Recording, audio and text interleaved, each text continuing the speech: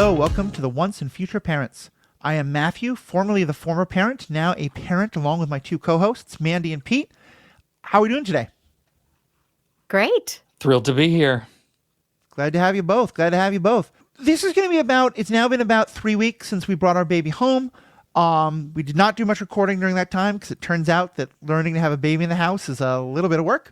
But we're getting back to a recording schedule.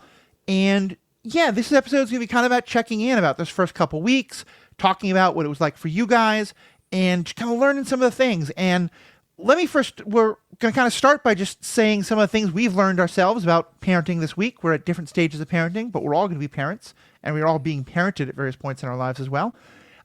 We learned this week that, really 2 weeks ago, when we first got home, that a burping cloth equals any piece of cloth that is at hand's reach. Oh, yes.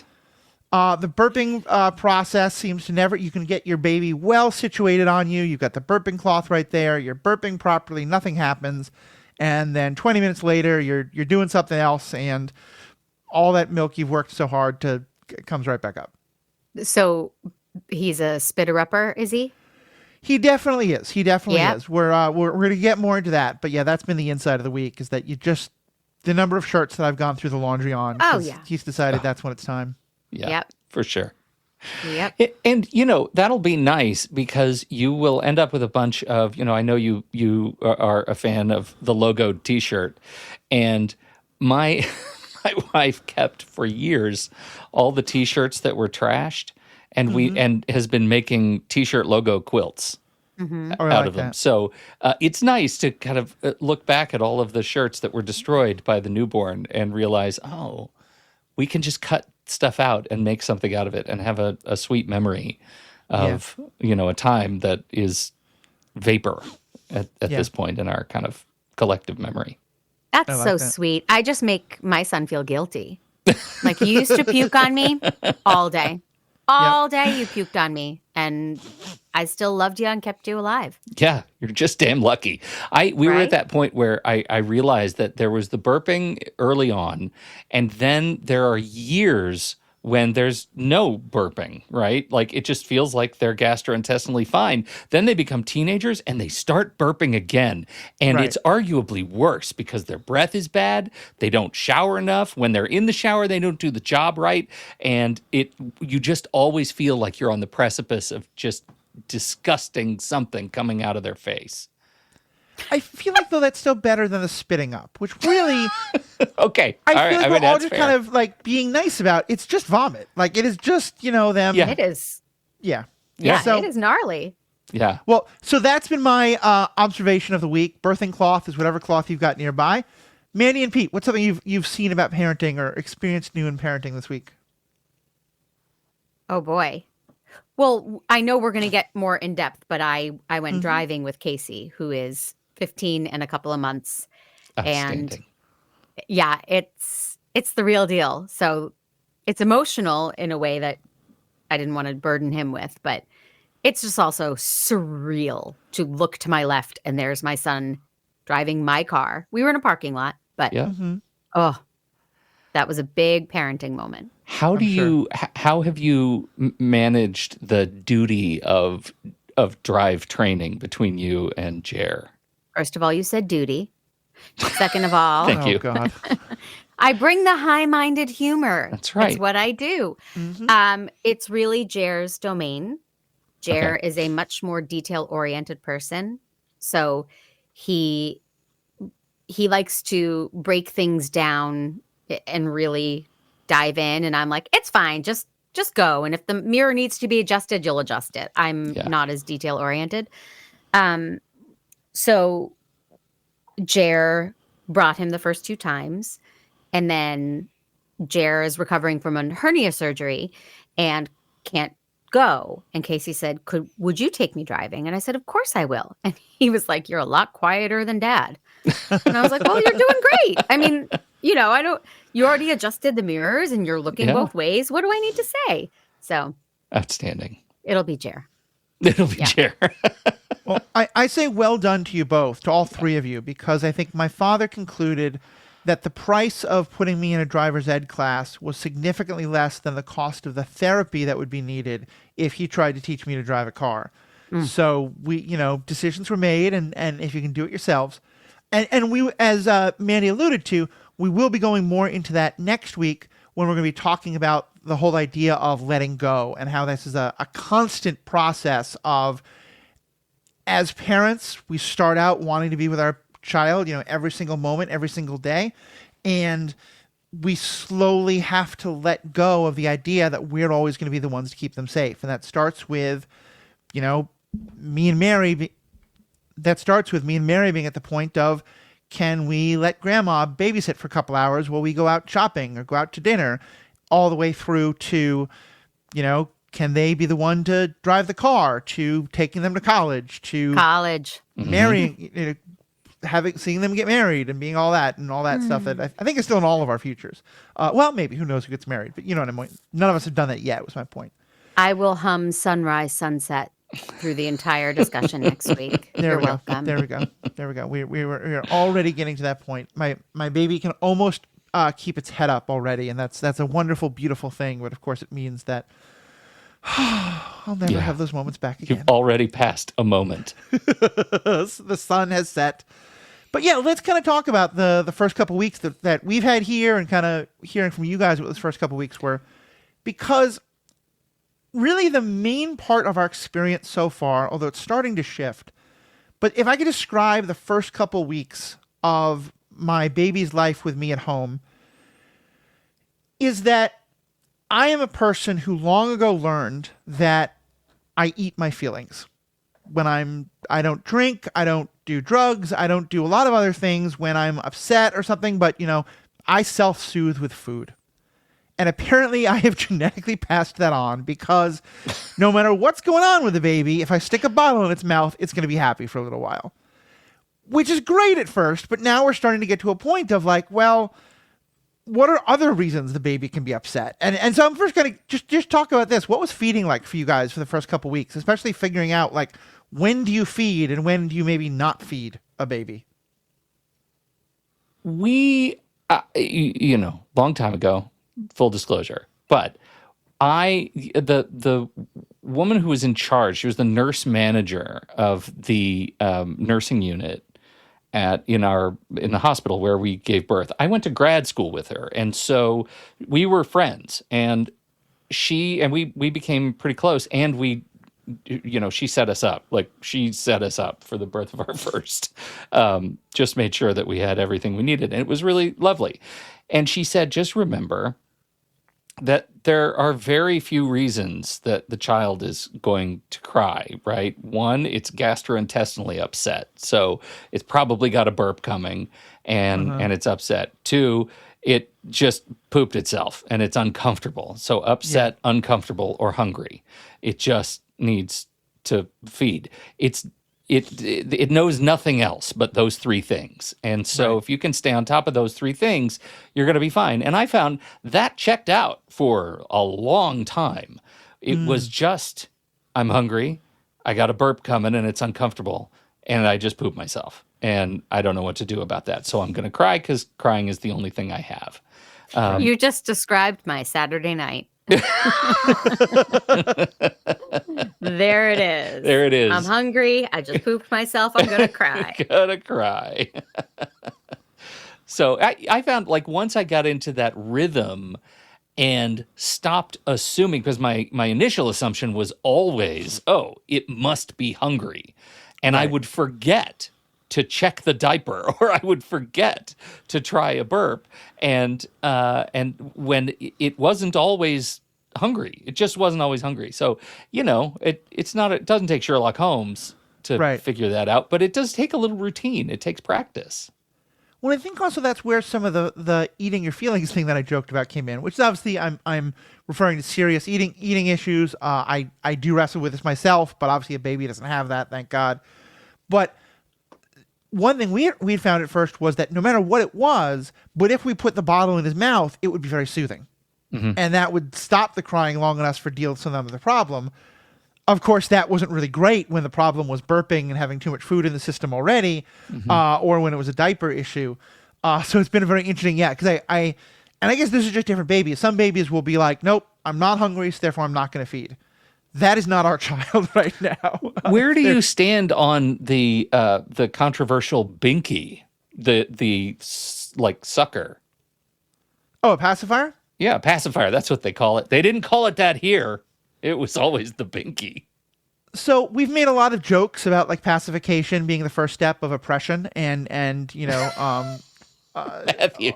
overcoming, but still, no, that'll be. I was like, "Hello, little baby. This is fascism. Come suck on your little pacifier. You're being pacified." I gotta have fun with it. But we That does definitely sound fun. I'm trying not. What a joy. We like it. I'm trying to my wife tolerates it. But my girlfriend thinks it's hilarious. At this point, I think the pacifier we're mostly using for short stints. I know there's some people who want you to never, ever, ever, ever, ever, ever use it. I think there are also some of the people who want you to only have like organically fed mothers who are eating nothing but soybeans and flax seeds and all breast milk. We're not living that life. We're using formula a lot. And I think we've most found the pacifier for when we're trying to do something else with the baby and want to help him self-soothe a bit. So often, like when we're changing a diaper or like when I am preparing a bottle and he's hungry, I'll put the pacifier in his mouth for a few seconds. We're not really leaving him with the pacifier like when he's going to sleep. I would say on the one hand, the biggest thing I've heard is it's, the more you use the pacifier, the higher your orthodontia bills are going to be when they're a teenager. He currently doesn't have any teeth whatsoever, but I don't know if it affects his gums. But yeah, I think we're happy to use it in kind of emergency settings, as a help him calm down and while we're figuring out what we need to do. Where were you two guys on binkies? God, you have me saying it on pacifiers. You're welcome, America. We used it. He was never really addicted to it, but the problem at night was he would cry out and you could see in the little monitor, oh crap, the pacifier fell out of his mouth. So you just creep in and put it back and he would be fine. And that was a whole hamster on a wheel feeling. So, but he was never addicted and we didn't have to go through withdrawal or bargaining when he was 2 to get it away from him. Yeah, we didn't either. I think our strategy was very, very similar. We had no ideological bent one way or another around the pacifier, but it was just like, sometimes it wasn't that they were hungry, but they did like sucking on stuff. And we found that if it wasn't, after a little while, we found it wasn't that they were sucking on, if they didn't have the binky, they would suck on the corner of a blanket or, something. Like they're always sucking on stuff. They're supposed to be able to get their fingers in their mouth. Yeah. Like once you stop swaddling, that's the goal, is that they can self-soothe. Yeah, right. But to go back to eating for a minute, I think I've alluded to the fact that I had difficulty breastfeeding, but I didn't know I was having difficulty. Right. So my poor starving infant, the first few days of his life, was not getting sustenance, and I didn't know it because I thought, I'm making some milk and he's got to be doing great. And then I went to a place where they very cleverly weigh your baby, and then you breastfeed in a little group with other moms, and then they weigh your baby, and they were like, you have given him nothing. You've sat here for 20 minutes and nothing. So once we realized that was not working, we tried to schedule it. They said every 2 hours or something. So we had a whole list, a checklist. I'm so type A, and I'm such a planner and a list maker that I really thought we will just follow this list. Whereas other people were like, I wonder if my baby's hungry. I'll just feed the baby. I would be like, nope, he can't be hungry. It hasn't been 2 hours. I was married to that list for as many days as that lasted. And then you start to, you have to pivot.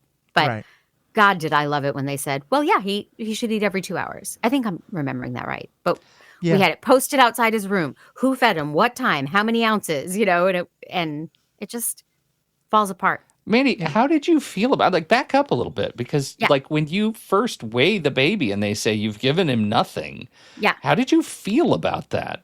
I know that there are a lot of moms who really struggle with sort of maternal performance anxiety, and am I ever going to be able to provide for the baby? Like, did you go through any of those places? Completely. Yeah. Yeah. I mean, I had what I think now I can safely say was some postpartum depression. And I think it stemmed from not being able to breastfeed Yeah. and feeling like a failure and Mhm. and a bunch of stuff, bunch of fun stuff, like losing my sense of identity and my any sense of creativity or my Yeah. own persona. But not being able to breastfeed was I tried for 11 weeks. I put myself through everything they say to do. I was eating weeds that they say can help. I mean, just everything they claim. I was on a pumping schedule of like pump every 20 minutes, never stop pumping, pump, pump, pump for 11 Jesus. weeks. And when I finally gave it up, I was so much happier. It was an emotional thing to say, I can't do it. Yeah. But, Yeah. and yes, the pressure. There's a group called the Booby Brigade. They can go F themselves. You Mhm. go on those chat boards, I need help. And it's like, you don't want it bad enough. Or, of course Yeah. you can use formula. Your baby will just be weak and dumb. Like Yeah. it's, Right. so. Yeah, Um, we've been formula from the beginning. When Mary's able to breastfeed, she does, mhm, and like you, she had an awful lot of trouble that first week, and it wasn't mhm, until maybe the third day that the doctors were like, "Oh yeah, often milk takes 3 to 5 days to come in," mhm. and we were like, well, "That's good to know," But from the beginning, because we've known we want to do a sleep schedule type thing, and I really wanted to be involved with feeding as well. We've been sort of, when Mary can feed, when she's awake, great. We'll do breastfeeding, what we refer to here as farm to table, and that the rest of the time I will give it, McDonald's food straight from the formula bottles, and that'll be fine too. Yep. And that kind of reflects the diet we have. So, but yeah, it's been interesting. And then even just last week, we went off to it's a thing in Minnesota. People go cabining, where you get cabins by the lakes and stuff like that, and we rent a couple as the whole McCreary clan. My wife's maiden name is McCreary. Sorry, my wife's last name is McCreary. Their whole family, it's like 20 people, rent a whole bunch of cabins, and there's a bunch of people who are mothers there. And we talked a lot about this, about breastfeeding and who does and who doesn't. And it was, for me, as someone who obviously isn't a part of that directly, it was so interesting watching everyone tiptoe and trying so hard not to seem like what they were saying was being critical of someone else, because and thank God for that, because I think I could clearly see how bad it can get when people are, there's just so much judgment involved, it seems, including from groups like that and the Leche League and all these who just, oh, if you're not doing it right, then clearly you did something wrong. You are a Yeah. bad mother. And Right. I've never felt that for someone being like, well, you're not holding the formula bottle in the wrong way, the right way. It's just such a difference. And it's so obvious how that affects different genders. Well, right. It's biological. It's a biological failure as opposed to, and we'll, I'm sure, get into lots of discussions. And I have strong opinions, but I do try to respect everybody about things like co-sleeping or all of those choices that we all make. Those are all choices. Whether or not you co-sleep, whether or not you Yeah. give a pacifier. I had no choice. It was, it Yeah. was preordained for me, and it was heartbreaking. But Yeah. I will say, and then we can move on from my sad story, but our pediatrician was wonderful. And I would go, how often do you go? You go like the day after you bring the baby home, then you go a week later, right? And you're going frequently. And every time I walked in the room, I would just start to cry. I was suffering. Yeah. And she was the one who was like, cut it out. Give him formula. Stop it. Formula's great. It's your baby's going to do wonderfully. And she was so concerned about me. And it just, I think there might be some pediatricians out there who would be like, try more weeds under your tongue. Yeah. But she Jesus. was great. So, Wow. yeah. Yeah, and stuff like that is so interesting to me because it feels so self-defeating, because I'm not a scientist, but from the little I can see of the science plus all the common sense that I have about this, whatever additional benefit there is between formula or breast milk or whatever, and we'll get into the statistics of some of this stuff that I have some real thoughts on, the differences in baby health based on the level of stress and frustration that the parents are feeling, that is so much more of a bigger factor, you know? And so to me, and I'm guessing this is kind of the thinking behind the pediatrician and that you talked to, and certainly how me and Mary have been approaching it, has been if we're doing things that have like that are not ideal for baby, but are still pretty damn good, but as a result, we're keeping parents happy. Even if we need to not, like, I think it's worthwhile to say the child is not the only living thing in this family. Our needs are worthy too. But even if we have to be like, no, we have to be selfless, we can say we are better parents when we're not stressing all the time about breastfeeding, when we're not worried about, like the one time I tried to have like all the bottles lined up and ready all the time so that there was never more than 2 seconds of the baby crying before I had a bottle in its mouth. It was driving me crazy. Yeah. Like, I couldn't do it. And you are in a nice place where you're not teaching Penn anything at this point. Don't they say 4 months, the first 4 months, there's no, you need to establish good habits or let them know. There's nothing. There's just meet his needs and take good care of him. In a few months, 6 months, 8 months, 10 months, you are going to start to have to teach him things don't happen instantaneously. Right. So it's okay that you're hungry and you're going to wait for the bottle for 90 seconds while I prepare it. But for now, we're just in, you don't have to worry about the message you're sending at all. It's just. Yeah. Yep. And they're immobile. That so much changes when they can move. Yeah. And when they can roll their eyes at you. Oh, so much changes when they can roll their eyes. Yeah. Yeah, it's such a double-edged sword because as someone who's kind of autistic myself and came from a household where passive aggression was a really big thing, I've always set the rule for myself in terms of my relationships, both romantic but also just close personal friends or whatever, that I cannot guess someone else's needs, and I need to be with people who are comfortable telling me their needs and allowing me to respond. Not to the point where I'm going to be like, try to ignore when they're obviously in pain, but like people who can directly state, this is what I need from you. And obviously a baby can't do that. And so it's kind of just hitting me this way. But every now and then, Mary and I remind ourselves, like, it's frustrating when we don't know what Penn wants. But when Penn starts telling us exactly what we want and telling us that we're terrible parents and slamming the door in our faces because we don't give Penn exactly what Penn wants, that will probably be worse. It'll be a real I remember when all you ever wanted was a bottle and you couldn't tell us anything more.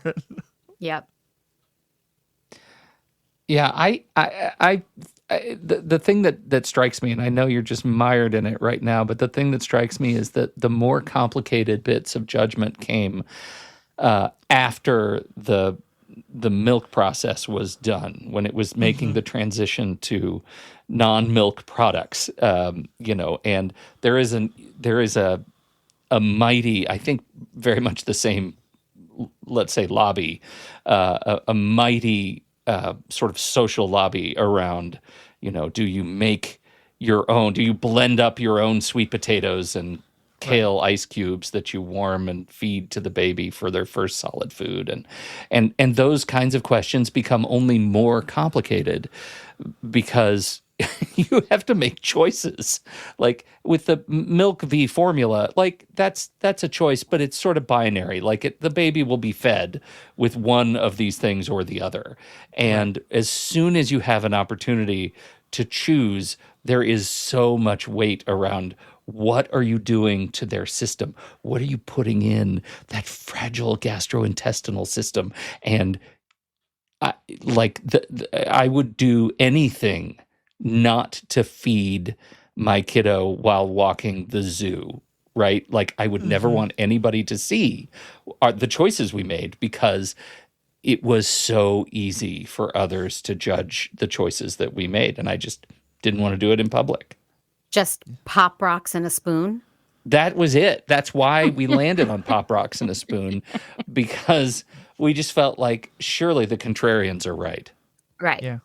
No, the judgment. I mean, have you faced any yet, Matthew? Like even you said everyone was careful in your family, which I admire. And even when people are trying to be careful, there's a lot of, oh, Yes. Oh, you're gonna feed the baby that way, huh? Right? And it's like you just want to hurl. You want to punch someone in the face. I think we've been mostly pretty free from that, and part of that's because we are not the first ones of our generation to have kids, and the people who've had kids already have gone in a couple of weird directions, and that are fairly different from each other. Along with the fact that, like, we're obviously polyamorous, but we are living as a couple. Mary's sister Alona is part of a poly group with 4 adults. And Alona just had her first baby, but another woman in that group had 2 children already. They're sort of all 4 of them, sometimes 5 or 6, are all raising together. So in some ways, like, we're sort of like taking down the level of complication. You're more conventional. Yeah, exactly. Right, especially because one of those Matthew and children, Mary they'd are actually super conservative now. and I this was what we didn't choose to do, but like I think it's a valid choice. With their first child, not Alona's child, but the other people in the polycule, they had not told they were using they them pronouns for the child and hadn't told anything about what the biological makeup might indicate towards gender, because it's not exact. And that really confused the family for a while, but we all adjusted to it. And I think I'm incredibly lucky and also kind of strategic in that I think I've kind of pre-cut out from my life most of the people who would be more judgmental about it, but also that we're pretty lucky in that a lot of people have not been too judgmental. I think where I've been... Pete, he doesn't know about what we say when they're not here. Yes, that's... Because you're talking about things, Matthew, that are actually massive and important. And the real insidious judgment is about stuff that is not. Correct. Yeah. Right? Yeah. That's it. It's the stuff that doesn't matter that you will get the most just daggers. Like there have definitely been a couple of times where I am definitely the playpen, jungle gym kind of a parent, where I think that if a child's in my arms, I'm going to raise it up really high and hold it up and then raise it back down and turn him upside down and laugh and joke with him. And that will every now and then get a few gasps, but they've all kind of learned that it's okay. I think what I'm mostly facing it is with, oddly enough, sharing pictures.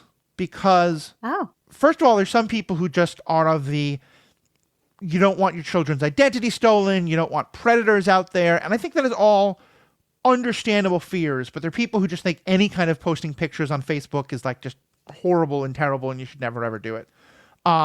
We're doing mostly sharing with family and friends, but we have done a little bit of that. But I've caught myself thinking about how, like, we've gotten these really nice blankets from a lot of our family members, and we want to share those with people, share pictures of those with people.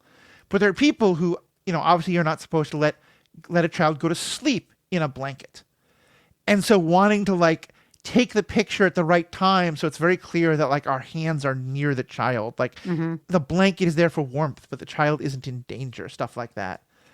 So I think there's been some level of that, but I think right now, to this point, most of the judgment has felt much more self-imposed from us. And it's a lot of me and Mary, kind of having to talk ourselves out of, her worrying like you did, Mandy, about like, am I a terrible mother that I'm not feeding the baby enough? I had a moment where I was at the cabin with the grandparents and other people like that, and I was trying to move from my sitting position to my wheelchair while I was in a doorway talking to Mary with the baby, and I slipped a little bit and the baby bonked its head against the doorway. And I was super worried. It was pretty dark, and I was convinced that I just like scarred my child for life or something like that. And I was really worried about what everyone else was going to think, And Mary's parents were amazing, and immediately her father came over and was like, "You're doing a great job. You're a dad. This is what happens. These things are great." And it meant a lot to me, but I could feel that sort of self-judgment immediately there. And yeah, I probably could have been a little bit more careful in that moment, and that's something I'm going to learn from a bit. But it was kind of a nice moment of like, babies are a lot less fragile than we think. Like they're not quite made of rubber the way like 3-year-olds are, but they are fragile in a lot of ways, but still they're not completely breakable. But also just that like we're going to make mistakes and that's going to be okay. Yeah. I remember a moment like that. Casey was 2, and we had a tradition of going out outside to the side of our building that we were living in and waiting for Dad to come home. And we would sit on the stairs and sing songs and talk and wait. And then the car would come in case he would get all excited. And that was just our tradition. And we were sitting out there, and I don't know what happened to this day. I took my eyes off of him for 1 second, and he fell down the stairs. Yep. And hit his head and was crying. And I went Kramer versus Kramer nuts. And I was like, do I just run straight to a hospital? And I was freaking out. And I thought, Jer would never forgive me, for how did you let him fall down the stairs? I still don't know, because we would sit there together. And I must have sneezed or something that gave him the chance to just try to go down the stairs, and he fell. It is, you will probably always remember that moment, Matthew, but those moments are so much harder on us than our children. Right. I just thought, will Casey ever forgive me? But well, the real question is, will Casey ever remember? Correct. He does not. He does not. No, yeah, and I hear that. And I think this leads me to kind of the last thing I wanted to talk about, which is how did you guys think about risks? Because I'm going to get up on my soapbox here a little bit and then want to hear your guys' thoughts on this. I have long been a person who is frustrated by the way we as a society look at what is or isn't risky, because there's often this sense of, if I tell you that doing this has a risk, now you're thinking about it. Now, of course, why would anyone take that risk? But like, I once saw this data chart that was talking about, like, is this kind of food riskier than this kind of food that you could get at a supermarket? And it said that, like, well, anytime you're going to buy food products, the riskiest thing you're doing, no matter what the food product you're buying is getting in the car to drive to the store. But no one actually thinks about that risk. And this kind of postulated, so if you're driving twice as far to get the healthier food option, because you think there's a risk to this particular thing, then well, actually the higher risk is the longer driving time. And where I'm going with all that is then I look at some of the things that people are saying now about, like, okay, you can never do this, you can never do that. And a lot of them, I think there's very legitimate, like, yeah, this is a significant risk. Other times I'll see things that are like, well, if you avoid doing this, it will reduce the chance of this other terrible thing happening by 50%. And what that means is that chance will go from 0.5% to 0.25%. How did you guys deal with, like, when people are throwing these numbers at you about what is or isn't risky, out of context, and how you kind of navigate both wanting to be the best parent while also realizing that, like, getting to zero risk is pretty much impossible?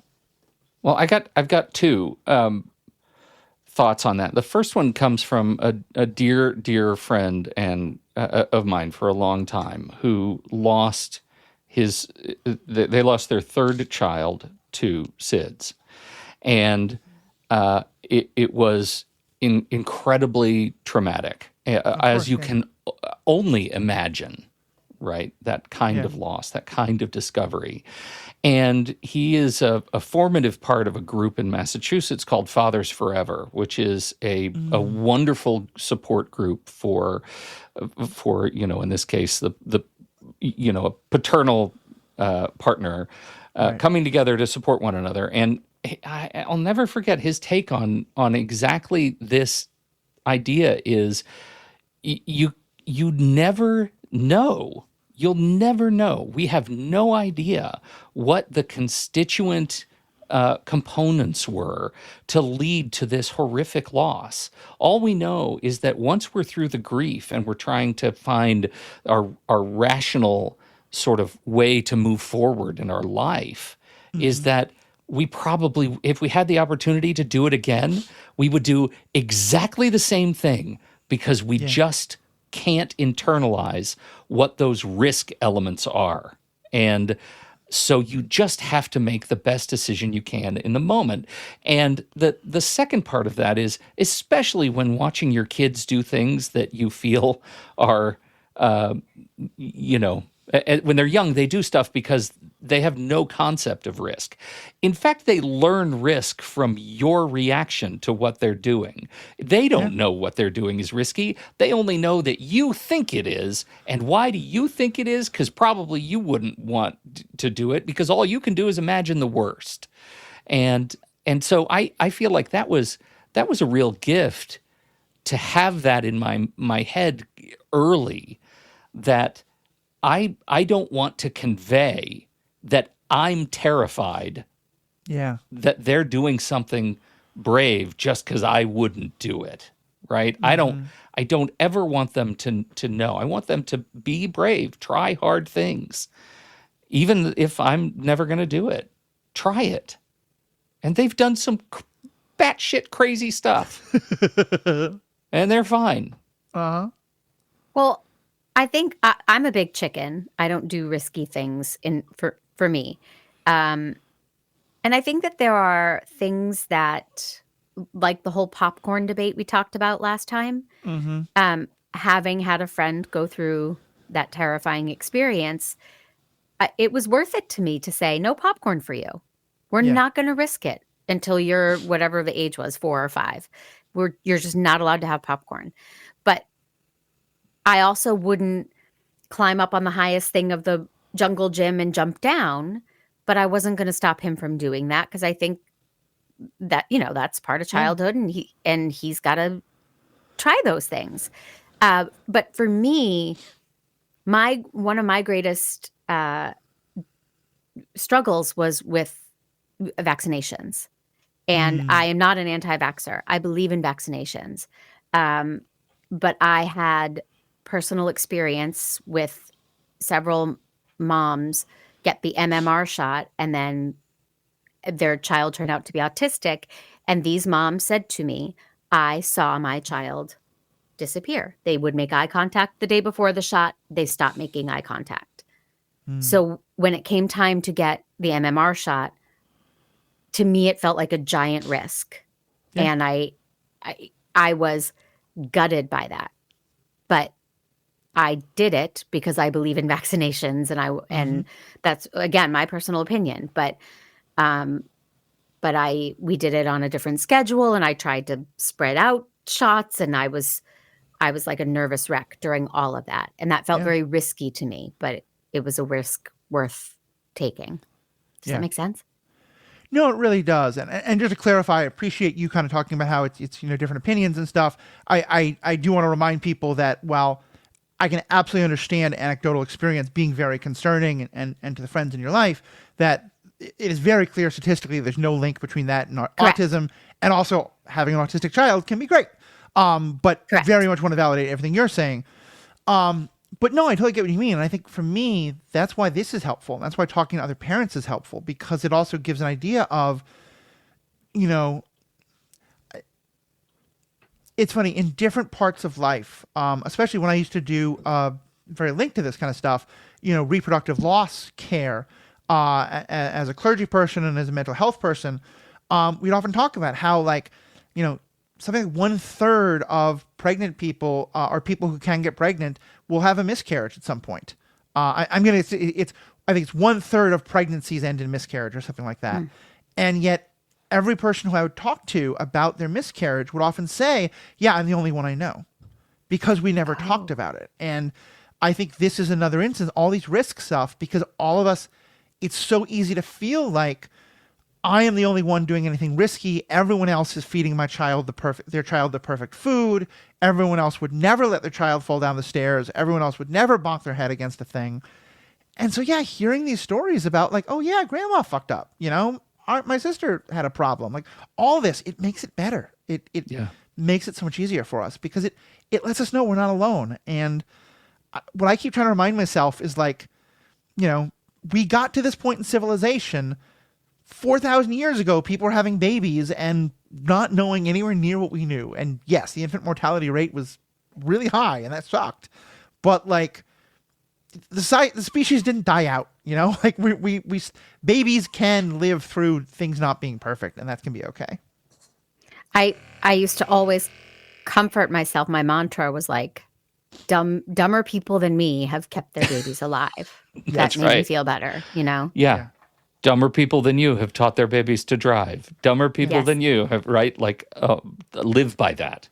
Yes. And in the sad part of it, but the flip side is that much smarter people than any of us have had their babies go through tragedies. Yes. And it's not always, it doesn't mean they did something dumb. It means shit happens. Yeah. Oof. Nice. It gets Sorry to bring it back to that terrible note. no, it's good. I mean, parenting is the most rewarding, joyful, terrifying, anxiety-producing journey. It just is. Yeah. Can I realize I didn't share a parenting story up front, but I feel like maybe it's a good time to share mine. Yes. Because it's with a child who's launched, and yet it has meant a lot to me. They are in emergency medicine, and they spend their days driving around on ambulances, as we know. And last week, they came home, eyes as big as saucers, and said, "It finally happened. I brought someone back. Someone had coded, and they brought them back to life, doing the dramatic, like, chest compressions, sitting on the gurney, like they came back.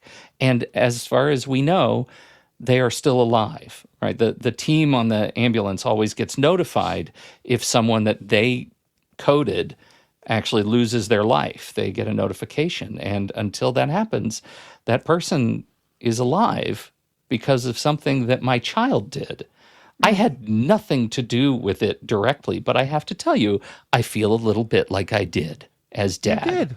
And that is rejuvenating at a level I've never experienced in 23 plus years of parenting. I've never experienced a feeling like that has stuck with me quite so resonantly as that.